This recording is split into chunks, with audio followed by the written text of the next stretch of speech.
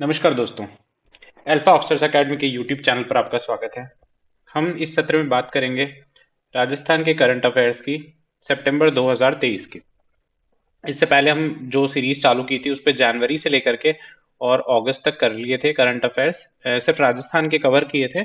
और जो R S pre के एग्जाम हुआ था उससे पहले तक हम लोगों ने ये सारा पोर्शन कवर किया था। उसके बाद देखें तो आर एस प्री के बाद में अभी मेंस के एग्जाम के अलावा और एक असिस्टेंट प्रोफेसर का एग्जाम है जो कि परसों ही है। उसके अलावा सीईटी जिन्होंने दिया था उनका जूनियर अकाउंटेंट का एग्जाम है। और एसआई और उसके अलावा आपको बताओ तो अभी पटवार वीडियो और कई सारी भर्ती आ रही है। तो सब में करंट अफेयर्स तो पूछे ही जाता है और हमने पहले आर एस प्री के टाइम पर भी जो पढ़ाया था उसमें से काफी सारे क्वेश्चंस आए थे। तो आप करंट अफेयर्स के लिए वीडियोस देख लेना और अगर आपको पीडीएफ चाहिए हो तो आप टेलीग्राम चैनल ज्वाइन कर लेना।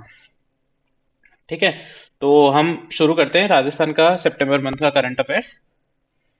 तो सबसे पहले देखते हैं संकल्प सप्ताह। संकल्प सप्ताह देखो क्या है। ये एस्पिरेशनल ब्लॉक एक प्रोग्राम है गवर्नमेंट ऑफ इंडिया द्वारा चलाया हुआ।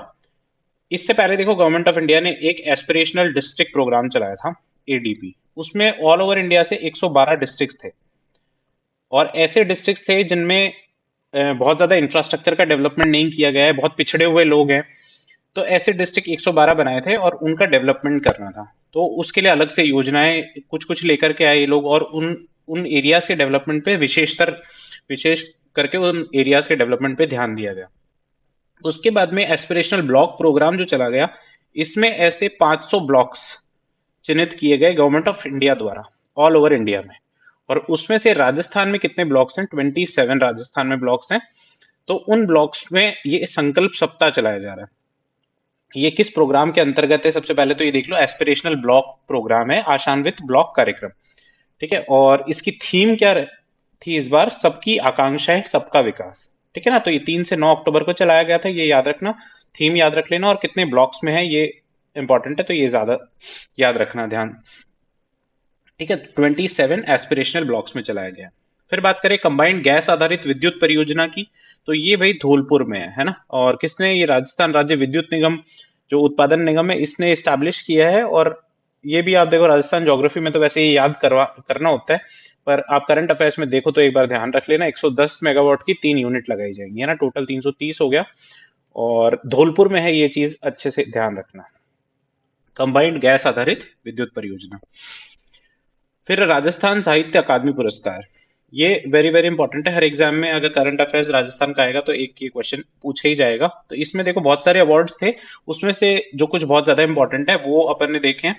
कि सबसे पहले तो ये जो अकेडमी का सर्वोच्च पुरस्कार है, मीरा पुरस्कार, ये किसको दिया गया है? रतन कुमार सांभरिया हैं जयपुर के, उनको दिया गया है। इनका उपन्यास है सांप, उसके लिए दिया गया। अब देखो ये उपन्यास याद रहे तो ठीक है, पर आप नाम जरूर ध्यान रख लेना।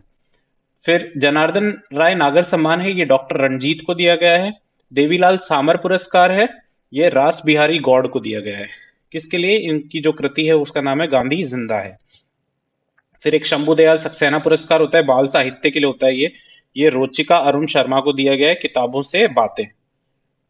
और सुमनेश जोशी जो पुरस्कार है ये दिया गया है बिलाल पठान उदयपुर को। ये जो पुरस्कार है ये फर्स्ट कृति के लिए दिया जाता है, जो पहली बार कोई बुक या कुछ पब्लिश करते हैं उसके लिए ये दिया जाता है। तो बिलाल पठान की जो बुक है उनका उसका नाम है अब पेड़ फल बेचेंगे।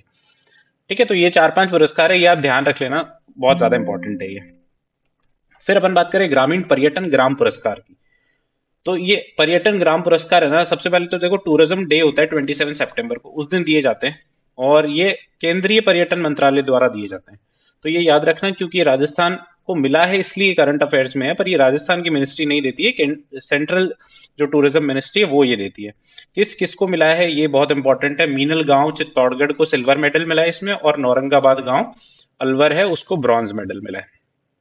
ठीक है, तो ये दोनों चीजें याद रखना। ग्रामीण पर्यटन ग्राम पुरस्कार कौन देता है? केंद्रीय पर्यटन मंत्रालय देता है। कब मिलते हैं ये? वर्ल्ड टूरिज्म डे होता है 27 सितंबर को, उस दिन दिया जाता है। किस किस को मिला है? मीनल गांव और नौरंगाबाद, इनको सिल्वर और ब्रॉन्ज मेडल मिला है। फिर राजस्थान में 4 नए सैनिक स्कूल। देखो पहले सैनिक स्कूल जो होते थे ना वो मिलिट्री और इनके जो ऑफिसर्स होते थे इनके द्वारा ही चलाए जाते थे ज्यादातर, मतलब गवर्नमेंट बेस्ड होते थे आप देखो तो। और अब जो है ये पीपीपी मोड पे स्टार्ट किए जा रहे हैं, मतलब पब्लिक प्राइवेट पार्टनरशिप मोड पे। तो ऐसे ना कंट्री में 23 नए स्कूल्स बनाने हैं, उसमें से राजस्थान में ऐसे 4 बनेंगे। ठीक है। तो अगर आपको पहले ध्यान हो तो आप मुझे बताना कि राजस्थान में ऑलरेडी कहाँ किस किस जगह पर सैनिक स्कूल है। राजस्थान में 3 सैनिक स्कूल हैं ऑलरेडी, तो वो कहाँ कहाँ है आप मुझे बताना। फिर अपन देश में देखो 23 नए बनाए जा रहे हैं, राजस्थान में जो 4 नए बनाए जा रहे हैं पीपीपी मोड पे, वो कौन कौन से 4 हैं ये देख लो। एक तो भवानी निकेतन जयपुर में है, एक श्री हनुमंत स्कूल है ये चौपासनी जोधपुर में है, फिर भारती पब्लिक स्कूल है ये सीकर में, और गुड डे डिफेंस स्कूल ये हनुमानगढ़ में। ठीक है, good day defence school Hanumangarh में। तो कहाँ कहाँ है? जयपुर, जोधपुर, सीकर, हनुमानगढ़। ठीक है, स्कूल के नाम भी ध्यान रख लेना और जगह भी याद रखना। फिर होम वोटिंग, तो होम वोटिंग के बारे में देखो बहुत ज्यादा इंपॉर्टेंट ये बात है कि 80 वर्ष से अधिक आयु और 40% से ज्यादा दिव्यांग जो लोग थे, उनके लिए ये इस बार ऑप्शन दिया गया था कि वो घर से ही वोट कर सकते हैं। कैसे करेंगे कि एक 12D फॉर्म है, 12D फॉर्म है, ये फॉर्म भर देंगे और इसके माध्यम से होम वोटिंग का विकल्प आपको मिल जाएगा। फिर राजस्थान विधानसभा में ना ये पहली बार हुआ है, तो इसलिए भी ये थोड़ा सा इंपॉर्टेंट है। उसके बाद बात करें अपन, देखो ये दो नीतियां, ये ग्रीन हाइड्रोजन नीति और राजस्थान बायोमास और वेस्ट टू एनर्जी नीति, ये दोनों पॉलिसी 20 सितंबर 2023 को आई है। तो इनकी डेट जरूर से याद रखना। और देखो हाइड्रोजन नीति की अपन बात करें ना, तो इसमें कुछ कुछ बातें हैं। ये ग्रीन हाइड्रोजन पॉलिसी है 2023 की, ये 20 सितंबर को आई है। और 20 सितंबर को आई, इसमें क्या क्या लिखा हुआ है उसमें इंपॉर्टेंट चीजें ये है कि देखो, एक सबसे पहली बात तो ग्रीन हाइड्रोजन जो सेक्टर है उसको रिप्स के तहत है ना, थ्रस्ट, रिप्स क्या है? राजस्थान इन्वेस्टमेंट प्रमोशन स्कीम है। इसके तहत कुछ थ्रस्ट सेक्टर्स होते हैं, उस पर विशेषतर ध्यान दिया जाता है। तो उसमें है ना ग्रीन हाइड्रोजन जो सेक्टर है उसको थ्रस्ट सेक्टर में जोड़ लेंगे। अब देखो वैसे ग्रीन हाइड्रोजन अगर आप देखो ना, तो वो ये इलेक्ट्रोलाइसिस ऑफ वाटर होता है, पानी का जो जल का उपघटन शायद इसको हिंदी में कहते हैं, उससे ये होता है, बनती है ग्रीन हाइड्रोजन।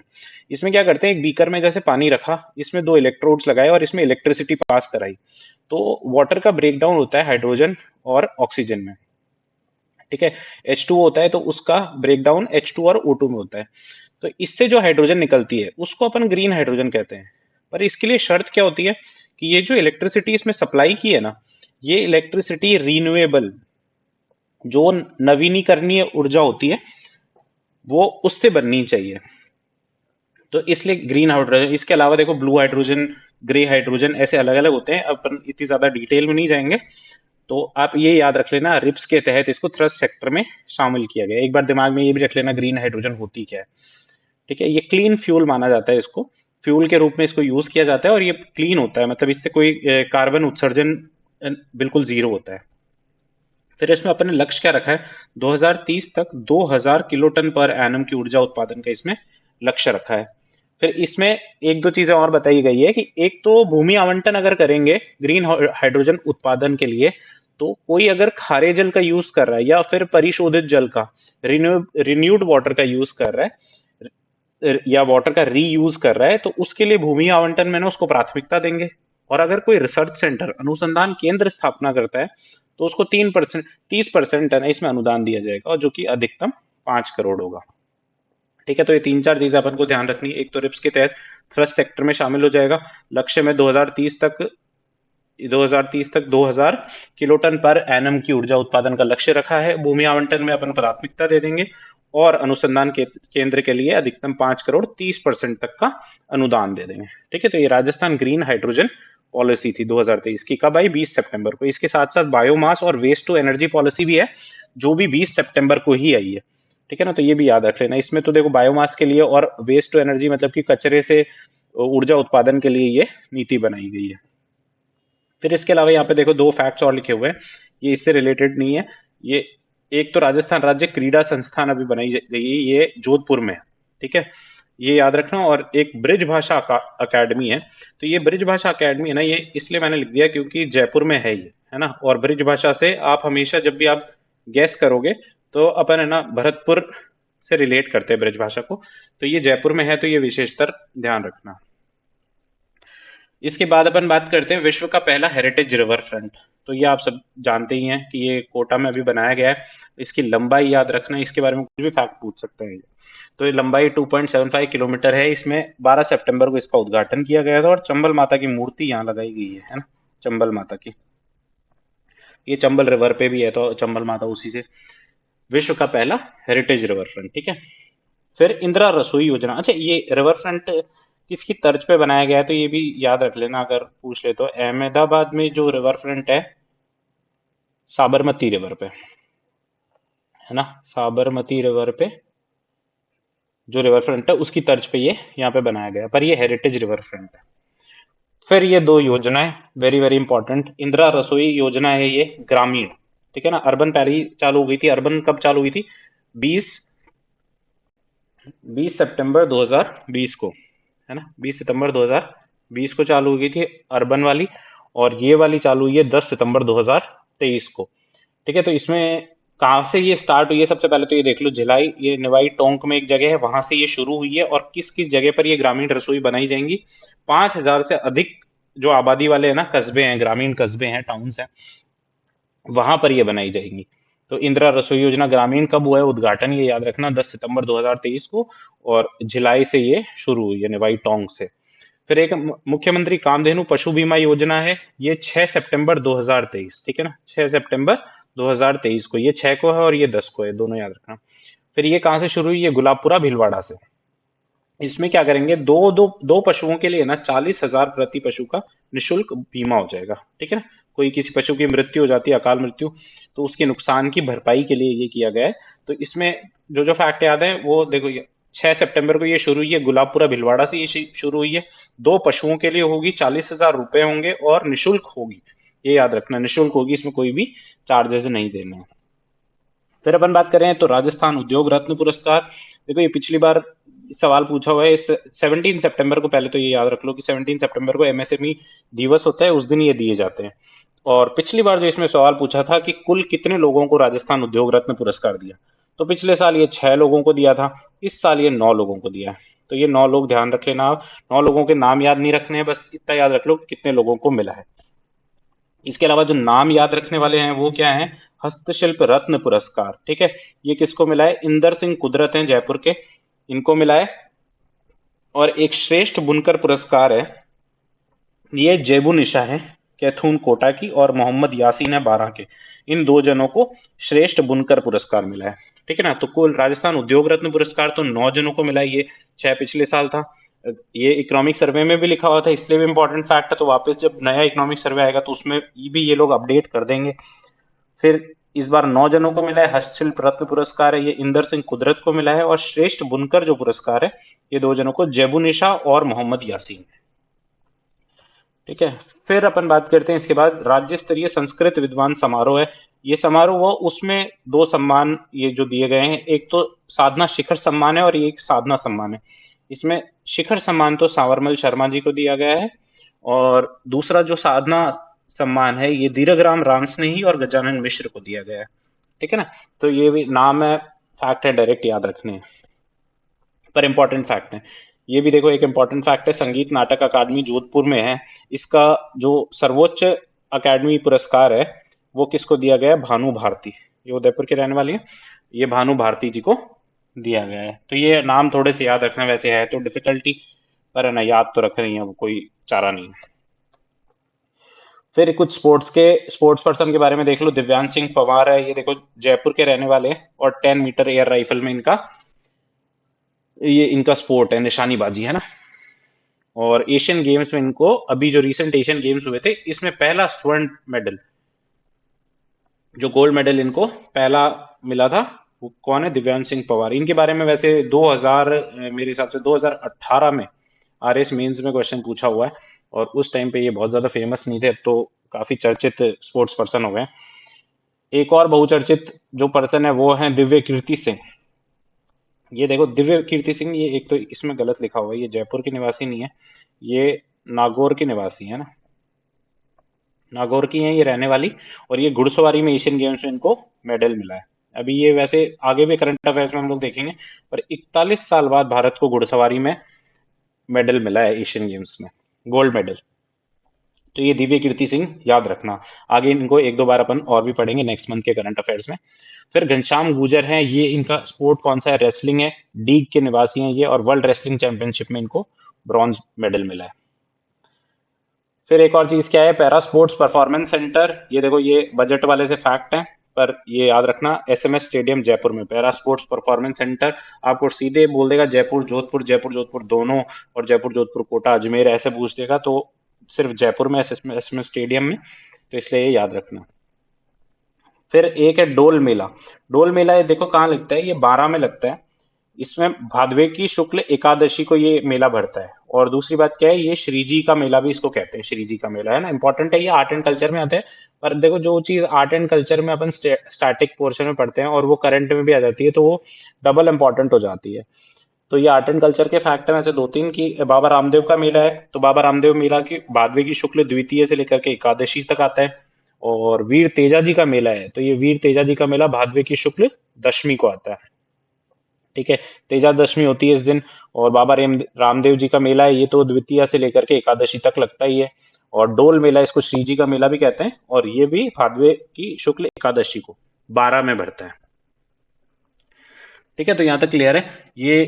इसके आगे देखते हैं पर राजस्थान विश्वविद्यालय में कुलपति, ये देखो वन लाइनर फैक्ट्स हैं कुछ इसमें। प्रोफेसर अल्पना कटेजा हैं, इनको राजस्थान यूनिवर्सिटी की वाइस चांसलर बनाया गया है। फिर मिस अर्थ इंडिया, ये देखो दो है, मिस अर्थ इंडिया और मिस इंटरनेशनल इंडिया। तो जो मिस अर्थ इंडिया है ये तो प्रियन सेन है, सीकर की रहने वाली है ये। और मिस इंटरनेशनल इंडिया है ये प्रवीणा अंजना है, ये बांसवाड़ा की रहने वाली है। तो कंफ्यूज मत हो जाना, मिस अर्थ इंडिया तो प्रियन सेन है, और मिस इंटरनेशनल इंडिया प्रवीणा अंजना है, ये बांसवाड़ा की रहने वाली है। फिर आगे लाइमस्टोन के कुछ भंडार है, हरिपुरा जोरावरपुर खोड़वा। ठीक है ना, हरिपुरा जोरावरपुर खोड़वा, ये कहाँ है, खीवसर नागौर में, खीवसर नागौर में। फिर इसके बाद सिक्स स्टेट फाइनेंस कमीशन की बात करें, तो स्टेट फाइनेंस कमीशन का गठन हुआ था देखो 12 अप्रैल 2021 को। ठीक है ना, स्टेट फाइनेंस कमीशन का जो अंतिम प्रतिवेदन है, यह भी 21 सितंबर 2023 को अंतिम प्रतिवेदन आया। और इसके अध्यक्ष का नाम ध्यान रख लेना। अभी seventh state finance commission Rajasthan का जो वो गठित नहीं हुआ है, तो उसका गठन हो जाएगा, तो उसके बारे में पढ़ेंगे। पर इसका अध्यक्ष अभी इंपॉर्टेंट है, प्रद्युमन सिंह इसके अध्यक्ष थे, और इसके जो सदस्य हैं वो अशोक लाहौटी जी हैं। ठीक है, और देखो और एक दो फैक्ट्स और हैं इसमें, कि पहला तो देखो जयपुर मेट्रो फेज 1C। अब देखो 1C तो बड़ी चौपड़ से ट्रांसपोर्ट नगर है, अभी इसका काम चल ही रहा है। आपको अगर पता हो फेज 1D इकोनॉमिक सर्वे में ये दिया हुआ है, तो 1D मुझे बताना आप कमेंट करके कि 1D कहाँ से कहाँ तक है। फिर एक Rajasthan state faculty development academy, ये Rajasthan state faculty development academy है, ये जयपुर में बनाई जाएगी। इसमें देखो जो स्टेट की फैकल्टी डेवलपमेंट एकेडमी से आप समझ जाओ कि जो फैकल्टी है, जो टीचर्स हैं, उनके डेवलपमेंट की ये बात कर रहे हैं। तो उनके जो उनको ट्रेनिंग वगैरह दी जाएगी, ताकि ये अच्छे से मतलब है ना उच्च शिक्षा के क्षेत्र में जो सुधार हो सके वो किए जाएं। ठीक है, तो ये Rajasthan state faculty development academy है। फिर हिंदी दिवस समारोह की बात करें, तो हिंदी दिवस समारोह कब से कब मनाया गया था, 14 सितंबर को मनाया गया था। और इसमें ये पुरस्कार दिए गए हैं, ये हिंदी सेवा पुरस्कार याद रख लेना, ये फतेह सिंह भाटी हैं, इनकी कृति है उमा दे, इसको ये हिंदी सेवा पुरस्कार दिया गया। हिंदी सेवा पुरस्कार किसको, उमा दे हैं, उमा दे लिखी है किसने, डॉक्टर फतेह सिंह भाटी ने। फिर एक विज्ञान में जो पुरस्कार है, ये राजश्री विनोद बोथले को दिया गया है। और कृषि में जो पुरस्कार है, ये सत्यवीर सिंह रामविल और रामविलास जी को दिया गया है। ठीक है ना, ये फतेह सिंह भाटी का नाम थोड़ा सा इंपॉर्टेंट है, ये याद रख लेना, बाकी भी दोनों एक बार पढ़ लेना। फिर सूर्य किरण, ये एयर शो हुआ कहाँ पर, जल महल जयपुर में। कौन कराता है, ये वायुसेना ने करवाया था 15 सितंबर। वैसे भी एयरफोर्स स्टेशन भी है शायद जल महल के पास में। तो ये सूर्य किरण एयर शो, वैसे सूर्य किरण है ना इंडियन एयरफोर्स की है ना एक्रोबेटिक्स टीम भी होती है, इस इनके है ना ऑरेंज कलर के कुछ एयरक्राफ्ट होते हैं। ये लोग आप रिपब्लिक डे परेड या फिर 15 अगस्त वाली परेड में आप देख सकते हो। तो उससे भी याद रख लेना, सूर्य किरण जल महल जयपुर पर है ना एयर शो हुआ था, वायुसेना ने करवाया था। फिर ये देखो पेनोरमा, वैसे तो आरएस वाली और किसी और परीक्षा में अभी तक पूछे नहीं है, पर है ना फिर भी अपन जो कुछ कुछ इंपॉर्टेंट है वो देख लेते हैं। जो याद नहीं रहेंगे ना इम्पोर्टेंट, वो अपने लिए ज्यादा इम्पोर्टेंट है। देख, बूंदा मीना है तो ये बूंदी में है ये पैनोरमा, तो ये याद रह जाएगा। पर महर्षि नवल पैनोरमा है, ये जोधपुर में है, तो ये याद रख लेना। रावचुंडा का पैनोरमा ये बस्सी चित्तौड़गढ़ में है। फिर ईश्वरदास जी का पैनोरमा ये जालिपा बाड़मेर में। बीकाजी सोलंकी का पैनोरमा ये भी इंपॉर्टेंट है, बीकानेर मत करना इसको, देसुरी पाली में। फिर कैला देवी का पैनोरमा तो करौली में होगा ही। राजा हेमू का पैनोरमा एक बनाया जा रहा है माचड़ी अलवर में। और देवराज जी का पैनोरमा सेतरावा जोधपुर में। और भी इसके अलावा बहुत सारे बनाए जा रहे हैं, पर ये सिर्फ वो हैं जो याद रखने में थोड़ी सी मुश्किल हो सकती है। बाकी तो आपसे डायरेक्टली ऐसा कुछ पूछेगा जो आपको राजस्थान हिस्ट्री और आर्ट एंड कल्चर से आप रिलेट कर करके डायरेक्टली बता सकते हो। ठीक है, तो ये अपन देखती है, ये अपन ने देखे पैनोरमा। इसके बाद I start innovation school hub, ये बनाया जा रहा है बीकानेर में। ये बहुत सारे, इसके अलावा जो बहुत बहुत सारे बोर्ड का गठन हो रहा है ना, ये भी वैसे अभी तक पूछे नहीं है, पर ये वाला मेरे को थोड़ा सा, ये पटेल समाज के लिए बनाया है, थोड़ा सा इंपॉर्टेंट लगा। तो इसके अध्यक्ष और उपाध्यक्ष होंगे, और इसमें 5 सदस्य होंगे, है ना, 1+1+5 होंगे, टोटल 7 मेंबर्स होंगे। तो ये याद रख लेना। बाकी एक दो बोर्ड्स की चर्चा और कर लेंगे, बाकी ये 70 चीजें याद करके जाना मत, क्योंकि ये वैसे तो आया नहीं अभी तक तो किसी परीक्षा में, और इतने सारे 50-500 बोर्ड बना दिए, तो इतने याद होंगे भी नहीं। फिर ये जो डायरेक्ट फैक्ट है, आप तो ये ऐसे याद कर लेना कि आई स्टार्ट इनोवेशन स्कूल अब है बीकानेर में। फिर मारवाड़ इंटरनेशनल सेंटर है, ये जोधपुर में बनाया गया है। इससे पहले अपन ने जो single single one liner facts देखे, जैसे एक और फैक्ट अपन ने यहाँ पे देखा, पैरा स्पोर्ट्स परफॉर्मेंस सेंटर का एसएमएस स्टेडियम जयपुर में ये बनाया जा रहा है। तो ये जो वन लाइनर है, ये वाले इन पे ज्यादा ध्यान दे लेना। बाकी इतने बोर्ड बनाए जा रहे हैं और अध्यक्ष उपाध्यक्ष और कितने सदस्य होंगे, ये इतने याद भी नहीं होते हैं। फिर स्वच्छता ही सेवा अभियान, तो ये अभियान कहाँ पर चलाया गया है, जयपुर में ये अभियान चलाया गया है। फिर ये सेंटर ऑफ एक्सीलेंस है ना, सीओई क्या है, सेंटर ऑफ एक्सीलेंस, उत्कृष्टता केंद्र, उत्कृष्टता केंद्र है ये। तो ये कहाँ पर बनाया जाएगा, ये नॉन कन्वेंशनल एनर्जी का, कन्वेक्शनल लिखा हुआ है, कन्वेंशनल है ये, एमबीएम जोधपुर में, है ना। उत्कृष्टता केंद्र नॉन कन्वेंशनल एनर्जी का, एमबीएम जोधपुर में। फिर एक क्षेत्रीय बाजरा अनुसंधान केंद्र, ये तो आप जानते होंगे, ये गुड़ावालानी बाड़मेर में है।